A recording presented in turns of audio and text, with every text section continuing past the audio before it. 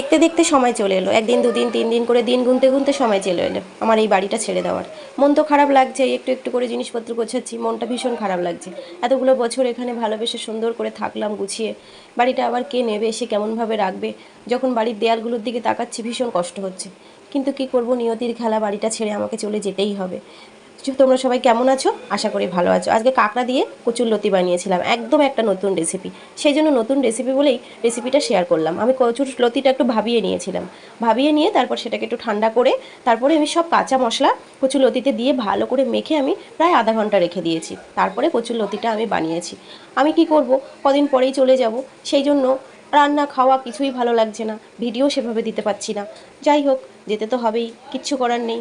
তো কচুরলতিটা কেমন লাগলো, কেমন করে বানিয়েছি তোমাদের সাথে শেয়ার করেছি, এবং কেমন টেস্টটা তো তোমরা বলতে পারবে না, টেস্টটা তোমরা টেস্ট তো করতে পারবে না, শুধু দেখতেই পারবে। তো কেমন হয়েছে, এমন কোনোদিন কচুরলতি দিয়ে কাঁকড়া কেউ খেয়েছো কি না অবশ্যই আমাকে জানিও। কচুরলতি দিয়ে কাঁকড়া কিন্তু খুব সুন্দর লাগে। আমি কিন্তু কাঁকড়ার শুধুমাত্র পাগুলো দিয়েছি, অন্য কিছু দিইনি।